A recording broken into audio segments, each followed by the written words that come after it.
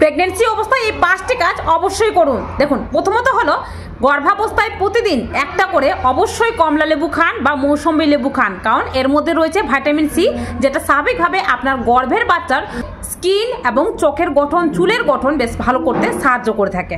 দ্বিতীয়ত হলো এই সময় লবণ কম খাবেন, অতিরিক্ত লবণ খাওয়া এড়িয়ে যান, কারণ অতিরিক্ত লবণ খেলে যেটা হবে যে আপনার ক্ষেত্রে ডেলিভারিতে সমস্যা হবে, ব্লাড প্রেশার হাই হয়ে যাওয়ার চান্স থাকে।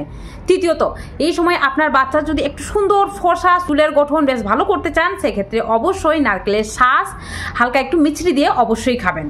4, এই সময় ডাবের জল মনে করে খাবেন। প্রতিদিন একটা করে ডাবের জল অবশ্যই আপনি পারলে সকালে খালি পেটে খেতে পারেন। সেক্ষেত্রে ডাবের জল খেলে আপনার প্রেগনেন্সি অবস্থায় বিভিন্ন রকম গ্যাসের সমস্যা, গ্যাস অ্যাসিডিটির সমস্যা, এই ধরনের সমস্যা থেকে আপনি অনেকটাই রেহাই পাবেন।